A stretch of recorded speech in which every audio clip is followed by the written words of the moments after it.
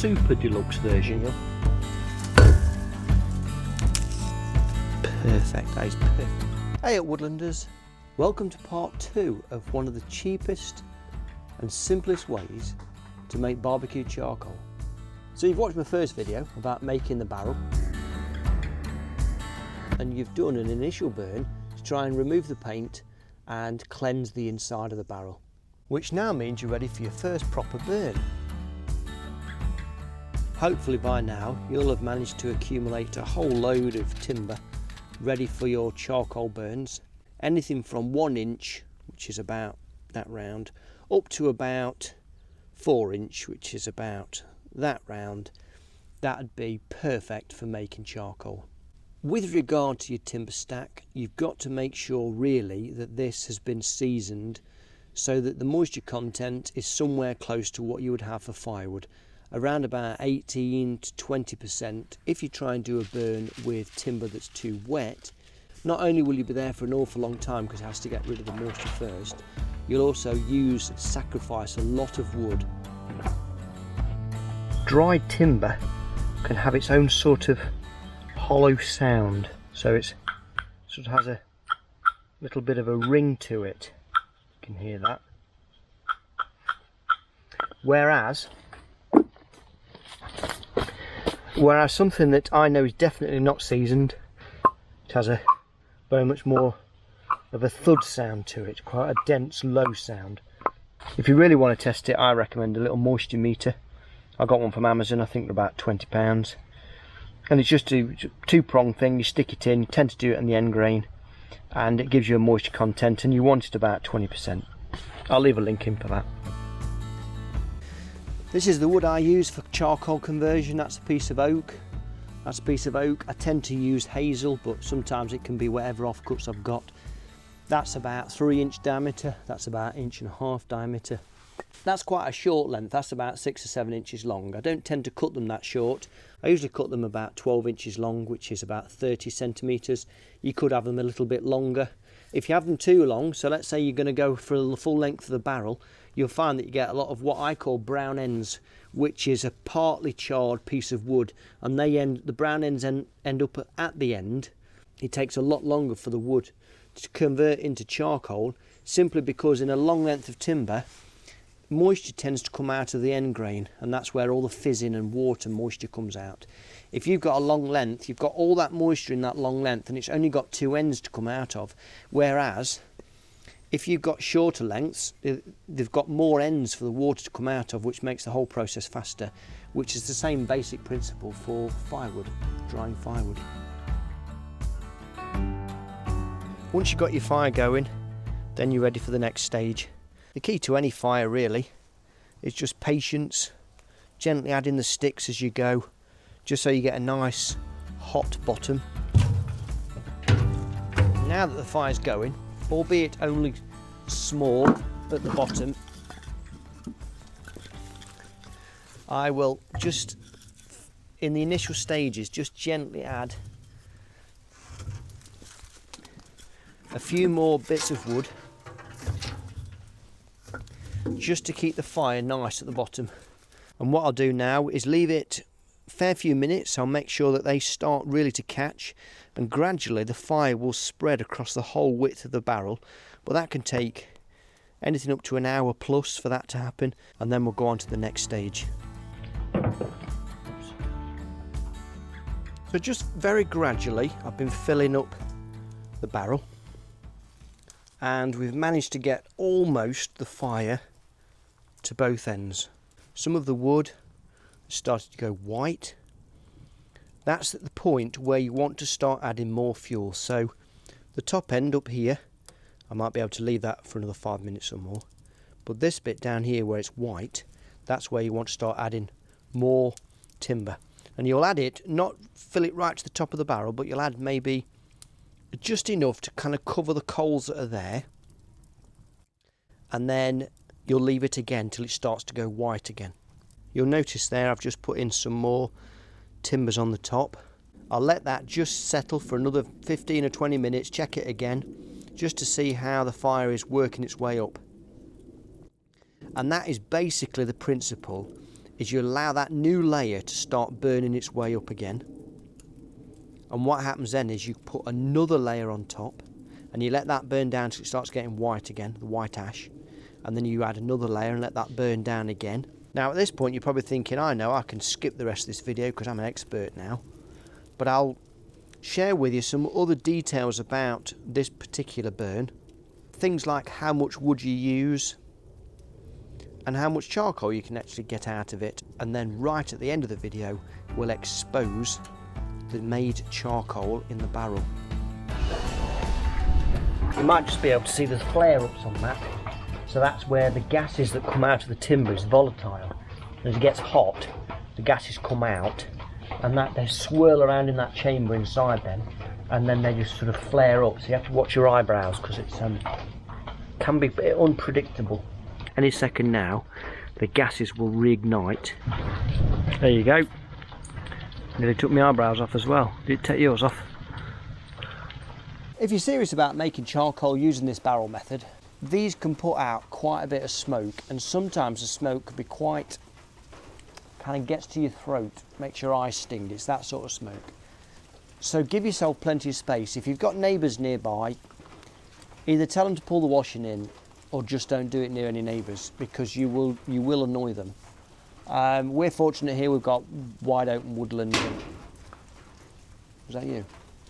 The author of the book, Rebecca Oakes, she makes an interesting point about this barrel method. Because it's so cheap and so straightforward and simple, she claims that you can have 8 barrels going at any one time, being managed by one person. I started off with 1 barrel, and what I would do is I'd make my hazel hurdles, and then all the offcuts and everything would just go in the barrel and have the barrel at the side of me burning away. But I found the smoke was a problem because I was choking my lungs up. So I moved the barrels away and I got 4 barrels together and had each of the 4 barrels going in a day. And a barrel takes about 3.5 to 4 hours to fully do before you shut it down. And by the end of a 7 or 8 hour day, you've got 4 barrels finished and done, which is brilliant. If you're just in it for the domestic and having a go, 1 barrel's fine. I found 4 barrels for me was nice because I could still make my hazel hurdles and manage the 4 barrels at the same time. On one of these, I tend to put about 3 wheelbarrows full of timber into that to get it to be full by the end of the day. Just wanted to give you a quick update. We are about 2.5 hours in, I reckon. We're probably about halfway up the barrel now and the fire's going well. I'm going to leave it 5 more minutes before I put any more in. Just let that go white on the top. But you might be able to see sort of the flares of the gases again igniting as it, sometimes you can hear it, sort of get a whooshing sound. With it being a round barrel, sometimes you have to chog it. So if you see my finger and that stick there, just to stop it from rolling over on you, because the last thing you want is that thing, because it gets blisteringly hot.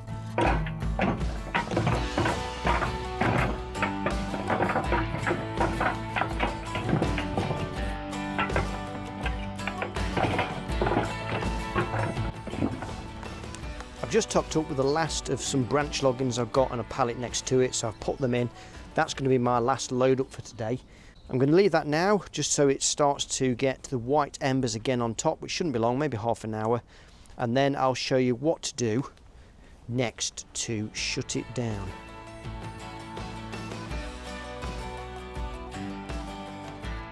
Annoyingly, the rains have just come, so I've had to drag the barrel underneath my tin roof shed.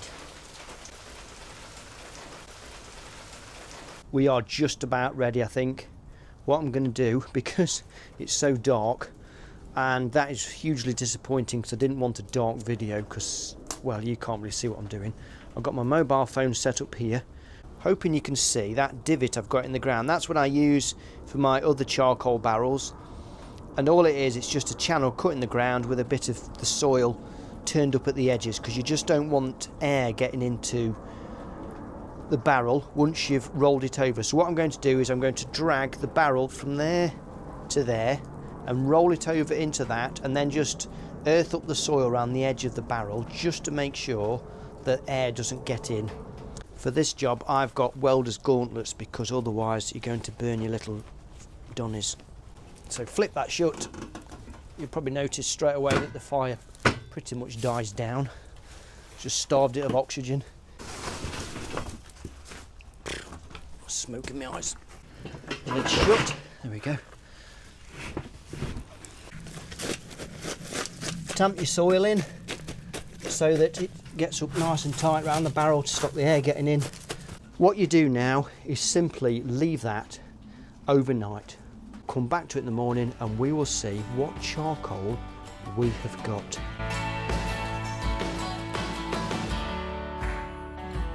Good morning. Are you excited to see how our charcoal has gone?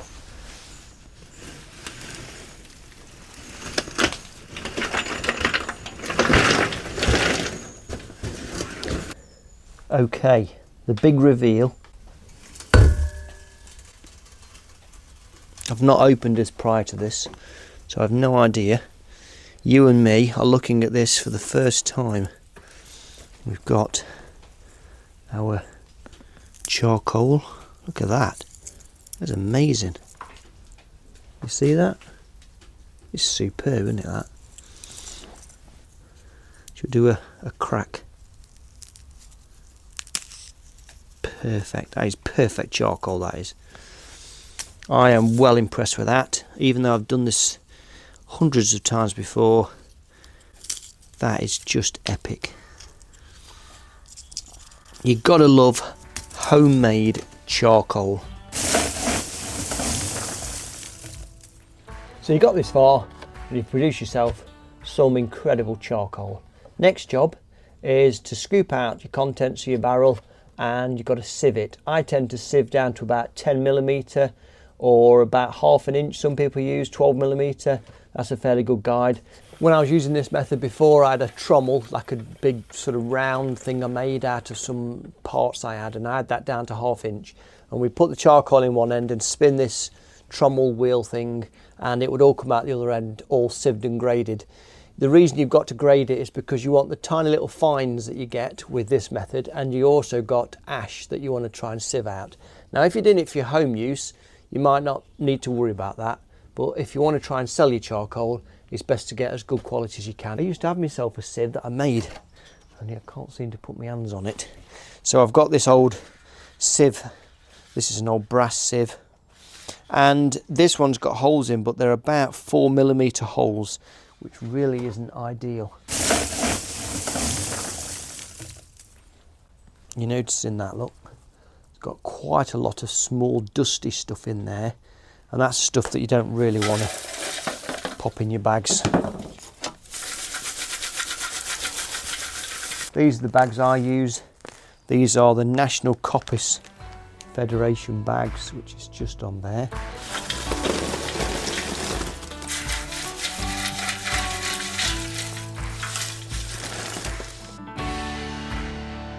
My little sieve, I struggled with that because the holes were too small, and I had another search for my old sieve and I still couldn't find it.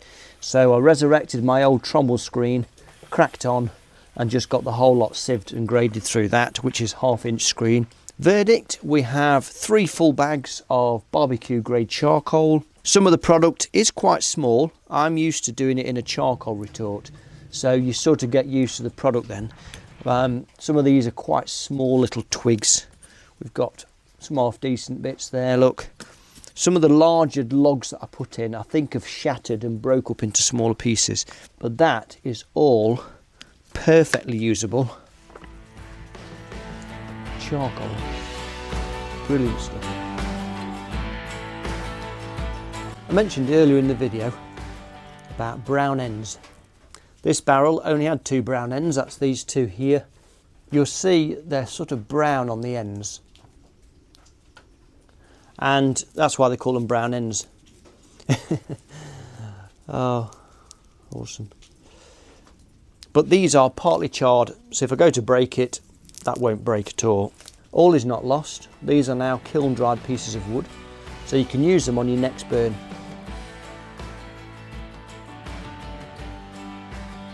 So if you fancy having a go at making some barbecue charcoal or some biochar, why not give the barrel a whirl? Like in the last video, make yourself a barrel, and it takes about an hour. Have yourself a charcoal burn with some of your timber you've got, and you can come out with some fantastic charcoal, some of the best charcoal in the world. Of course, that's just my opinion. Why not have a go, see what you think, let me know how you get on, let me know if you've got any questions whatsoever, and if you're able to, try and make some of your own barbecue charcoal. Thanks for watching, see you on the next one. And if you're thinking of levelling up your charcoal production, you might well be interested in my retort video that I did.